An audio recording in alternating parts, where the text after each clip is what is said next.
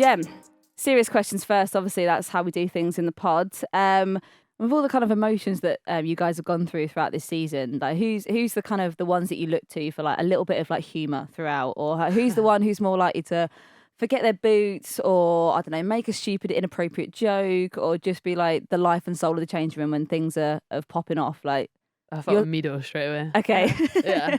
Oh, she's just the most fun, you know. Like she's gone through so much off the pitch as well, and then taking her ACL, she's just had a really hard year off the back of the Euros, and the way that she carries herself, and still the most bubbliest character, and you know when you just want to be silly. Mm-hmm. Mido's your one. If you want to be at breakfast and just have a silly chat, or just she's great, hilarious. One of the class clown, can I say that? Or just a great laugh. Always has good intentions with absolutely everything. And then I'd say maybe Steph Catley. Like, Okay. We're neighbours and got a bit of a weird sense of humour. So yeah, they'd be my two go-tos. And who would be the go-to if you need to have a serious conversation? You're like, oh, this didn't go so well. I just need someone to like just big me up, give me a bit of like a pep talk, like give me a clap on the back and say like, come on, Jen, like snap out of it. Let's get back into it. Who are we saying? I mean, she definitely wouldn't give me a pep talk or a pat on the back, but like if I need anything, Kim Little's like the one. The go-to. Like, yeah. In terms of like captain, she's your go-to. If you need anything, if you have anything that's like remotely important, or it might not be a high value to, but if it's a high value to you and it's you taking it seriously, she'll listen. She'll give the best advice, or not even just listen. I think she's one of the most empathetic teammates, captains I've ever played with, and take that role really, really seriously. And she's always willing to. You could tell as soon as you start speaking to her, her brain's going of like, how do I help? How do I solve this situation? And I love that. But yeah, she's always a go-to for at work. She seems like a good egg. Kim. Yeah, she does. I mean, we had a bit of a fun pod a couple of weeks back, and I'm just in the process of just finished renovating my flat, and we nominated Kim Little as the best redecorator of flats. That she'd just show up, get the job done, paintbrushes ready, it'd be done in 20 minutes. Limit her tea breaks. Jobs are good, and off to B&Q. Super focused. Did you ever see that marketing campaign of her in like painting overalls? No. Oh yeah, was that one paint it red or something? Paint. That never clicked. Yeah. She has experience. There you go. Add that to the list. Jeez, well, all right. If you need a friendly pat on the back and a pick-me-up, Kim Little's the go-to person.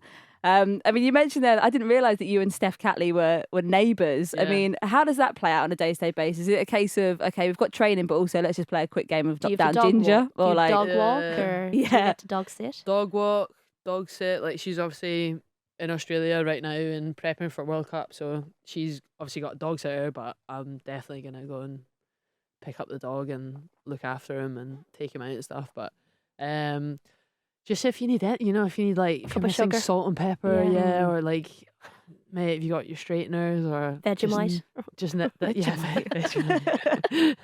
Literally anything. Like, borrowed a Theragun the other day. Nice. Like just cloves, like nights out. There's got to be a few Arsenal nights out, isn't there? Sizes. Yeah, right. Okay. Too small. Right. What else? Heels, that kind of thing. Don't wear heels anymore. Nah, no chance. No, she's class. Car share. Sometimes do car share. Oh, nice. Okay. Yeah. Love that. It's great after a night out, and you can share an Uber home also. And a pizza. Yeah. Yeah.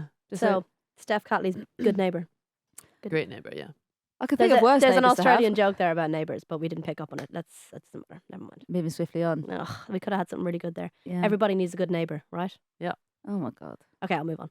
I mean, we've talked a little bit about injuries and obviously, how disappointing I suppose it's been for some of the players that you've been around. But it's also been an incredible season for some other players. I mean, we've just seen obviously the news with Rafa Souza leaving the club, and she's had an incredible season. I mean, what was it like to play with her? What's she like on the pitch and off the pitch? Oh, class. She's hands down one of the best centre backs I've ever played with. Like, okay. not just as a person, but as a player. Like, just I'll never forget. I wind her up about it all the time. Like, just the first training session she ever came to for Arsenal. We did like obviously little rondos, and she was doing back heels, and I thought, you're like unbelievable. Like straight away, I was just like bold. Yeah, I was like, but bold, but could carry it out, like Yeah. could actually pull it off. And I was like, yeah, just technically, her composure on the ball, like wand of a left foot, just physically attribute. Look, she's just an athlete. Physically brilliant, technically class, very calm. And that's the kind of like I love playing with calm players, calm mindsets. I think as a centre back, that's definitely I love that. And she was so chilled, communicated very well. And she was just a good egg to be around, you know? Like you know when you just have people in the office or whatever that they're just great. Mhm. Like they're no problems, no issues, just a good teammate to be around. And yeah, she definitely took us to the next level, I'd say as well. If we were looking for that bit of like class to add to our squad to take us to that's what she did. And she will be massively missed, like not just off the pitch, but like in all aspects of the club. You were going to come onto our pod before, but unfortunately, Arsenal's engine set alight. There was an issue on the runway, and the whole squad was in jeopardy. Oh my Everyone shat word, themselves. yeah. Talk about an excuse to knock it on a podcast. Like, that's wow. extreme. Yeah, that was What happened, mate? the plane. Yeah. So I've honestly never gone through anything like that, but it was weird the way it all kind of planned out. So we'd obviously played the game, got showered, all the rest of it, head to the airport, on the plane. Everything's normal on the runway, about to take off, and we just heard a bang, and then the pilot just pulling on the brakes. But it all happened so quick, and obviously we weren't airborne yet, so we were just like, all right, okay. Maybe, honestly, it felt like, you know when you're in the car and like a tyre burst or something, Okay. it kind of sounded like that. I would So have we just assumed it was Kate McCabe doing something. Like, Yeah, causing chaos. Yeah. So that was it. We just heard that bang, and the pilot, just calm as you like, you know what pilots' voices are like. And ladies and gentlemen, there's a little problem with the plane. So we're like, okay, no issues. We're gonna get off it. And then we were thought, right, maybe something mechanical will get fixed. We'll fly tonight. Nah, back to the hotel. Had to stay over a different plane the next day. But you're in your own bubble, aren't you? So you just kind of like credit to the staff and stuff, because they're the one behind the scenes all trying to like solve the problem and what the crack is and how to solve it as quickly as possible and how to get back to England.